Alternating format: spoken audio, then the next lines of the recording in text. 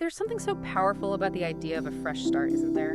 Imagine it. The old corrupt masters are just gone. The oppressed rise up, they take control, and they promise this perfect, total equality for everyone. It's a fantasy that's hard to resist. But here's a real question. How long can that pure initial promise actually survive the reality of taking and holding power? That is the ultimate test, really, and it's why we're diving into a masterpiece of satire that uses a simple farmyard to pick apart some of the most complex political ideas ever. We are focusing on George Orwell's pivotal novella, Animal Farm, and today you can discover a new, in-depth approach to book coverage with this extended summary. Unlike our previous review, which offers a more focused analysis, this feature delivers a really comprehensive overview, tracing the intellectual roots, the key arguments, and the real-world impact of this book.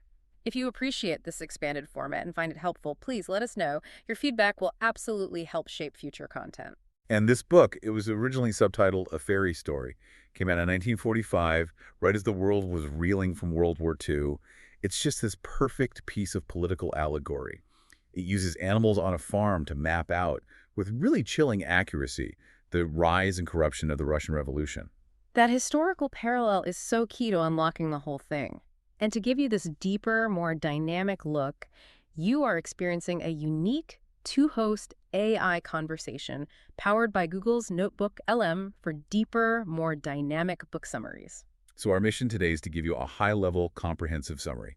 We'll trace that initial vision, the struggle for leadership that follows, and the slow, creeping changes on the farm. We'll stop short of the final trajectory, though. We don't want to spoil the book's ultimate impact for you. Okay, so let's set the stage. The story begins on a place called Manor Farm. It's a pretty rundown English farm near a fictional town called Willingdon. The atmosphere feels grounded, recognizable, but it's set against this backdrop of huge political upheaval in the early 20th century. And the whole atmosphere is really defined by neglect.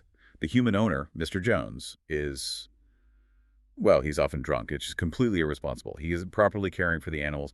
This failure, this neglect, it creates the perfect conditions for some kind of radical change.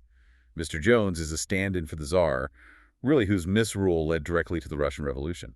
The spark of the revolution, the intellectual root, comes from Old Major. He's this aged, highly respected prize boar.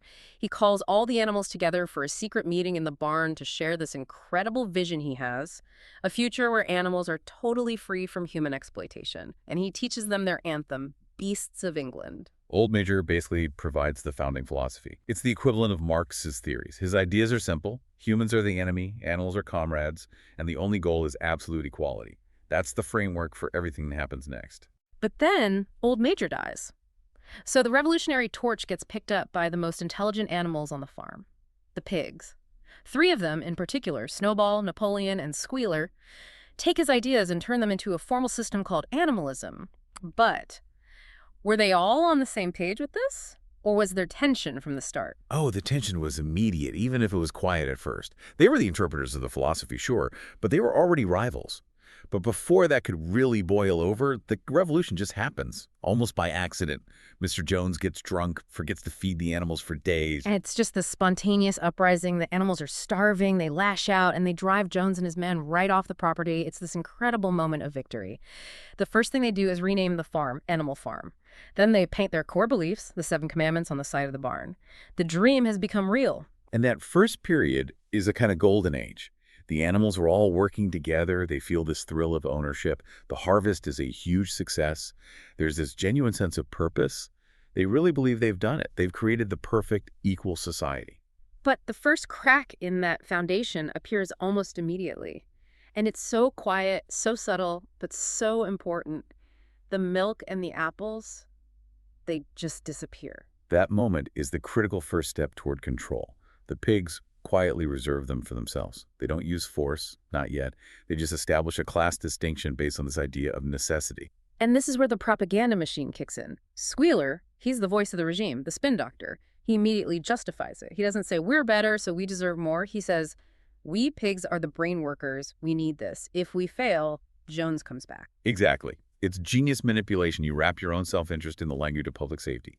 By framing their privilege as a necessary sacrifice for the farm's stability, the pigs establish a precedent that just completely betrays the core promise of equality right from the very start. This whole issue of who controls resources and who defines the rules, It just accelerates the rivalry between the two main pig leaders. On one side, you've got Snowball.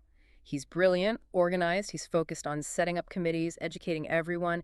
He's the idealist. The parallel to Leon Trotsky is impossible to miss. And on the other side, there's Napoleon. He's much quieter, more calculating. He has no time for Snowball's committees. Instead of public projects, he takes a litter of puppies away from their mother and starts training them in secret. He is focused purely on building his own power base, very much reflecting Joseph Stalin. Before that internal fight can really explode, the farm faces an external threat. Mr. Jones and some other farmers try to take the property back. This leads to the Battle of the Cowshed. And it's Snowball who proves to be the brilliant military strategist.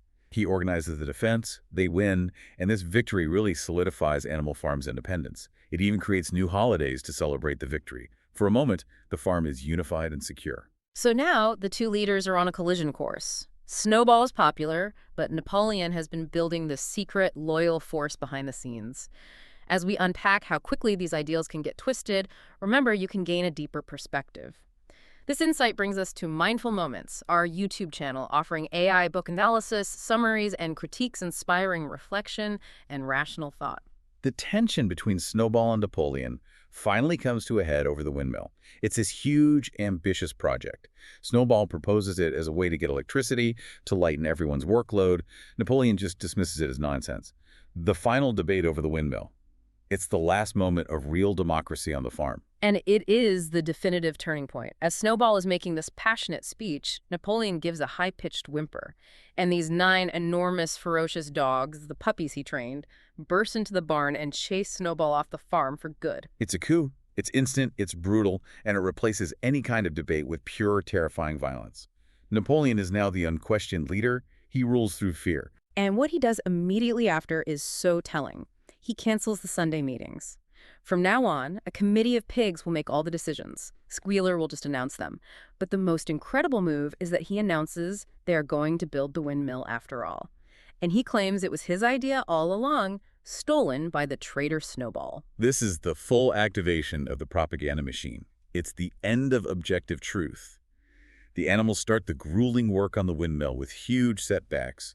And Squealer is everywhere, constantly rewriting history, convincing everyone they're better off. He reads out these confusing lists of figures, saying production of foodstuffs is up 200%, 500%. The animals are hungrier than ever, but the statistics are so overwhelming, they have to believe it. The goal isn't to inform, it's to confuse them into submission. And then you see the slow return to the old ways, the very human habits they rebelled against. Trade starts up with a human solicitor, a Mr. Whimper. And then the pigs move into the farmhouse. They start sleeping in beds. The great challenge here is how they get away with it. It's the manipulation of memory. They do it by changing the 7 commandments on the barn wall. No animal shall sleep in a bed, suddenly has 2 more words, with sheets. No animal shall drink alcohol, gets an addition, to excess. It's historical revisionism. You control the past to justify the present. Since most of the animals can't read well, they can't be sure. They have to rely on the pig's version of the truth. It's chilling to watch how the different characters react because they really represent different ways people respond to this kind of control. Take Boxer, the cart horse. He's the noble working class, immensely strong, fiercely loyal, but just not equipped to question authority. His personal sayings are just tragic. I will work harder. And Napoleon is always right. His labor is what keeps the farm going, but his unquestioning loyalty is used as a weapon against him. He literally works himself to death for a system that couldn't care less about him. Then you have Clover, the mare. She's the conscience of the farm, in a way. She often feels like something is wrong, that the rules are different, but she doesn't have the literacy or the confidence to prove it.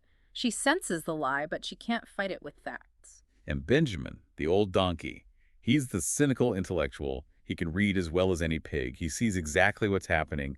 But he rarely says anything, just insists that life is always terrible no matter who is in charge. He represents a kind of detached, pessimistic apathy. He understands everything but does nothing. And on the fringes you have others, like Molly, the vain mare who only cares about sugar and ribbons. She represents the people who just opt out, choosing personal comfort over ideals. She leaves the farm early on.